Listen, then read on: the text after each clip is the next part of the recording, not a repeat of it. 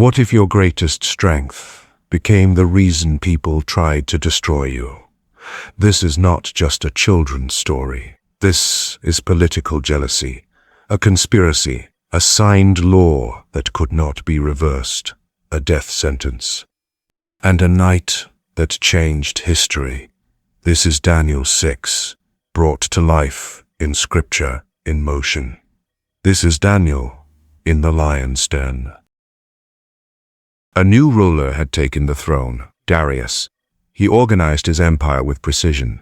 120 governors, 3 presidents over them. And Daniel? He was first. Why? Because he had an excellent spirit. He was faithful, honest, consistent. No corruption, no hidden scandals, no secret compromise. The king trusted him so much, he planned to put Daniel over the entire kingdom. And that's when everything changed. Jealousy began to whisper. The other leaders investigated Daniel. They searched for mistakes. They looked for flaws. Nothing. So they said, if we can't trap his work, we'll trap his worship. They went to the king with flattery. "O king, live forever. For 30 days, no one should pray to any god or man except you. Anyone who disobeys, throw them into the lion's den."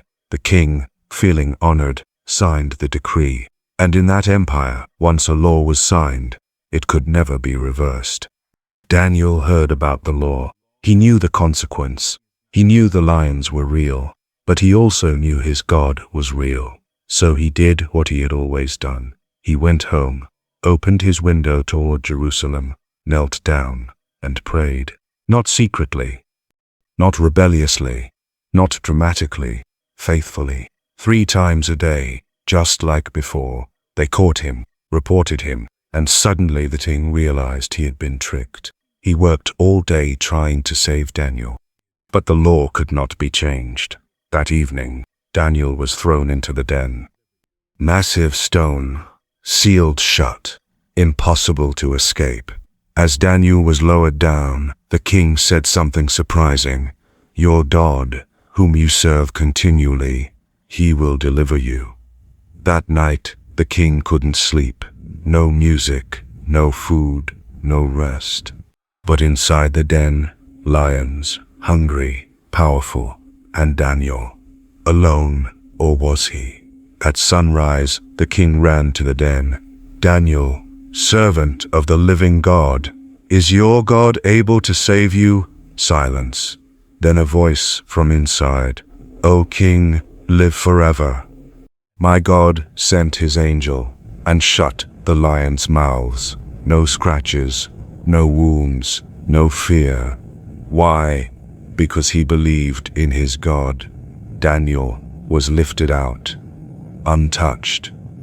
The same lions that could not touch him destroyed his accusers in seconds. Justice was swift, but the greatest miracle, King Darius made a new decree. Everyone in the kingdom must honor the God of Daniel, for he is the living God. His kingdom will never be destroyed. He rescues, he delivers. And Daniel quit. He prospered again. Here's the powerful truth. The lions weren't the real danger. Compromise was. Daniel didn't wait for a crisis to build faith. He built faith before the crisis came. And when the den came, he was ready. But this raises a question. What do you do when obeying God puts you in danger? Because Daniel 7 reveals something even more shocking. And the next vision will shake empires again. Stay with us.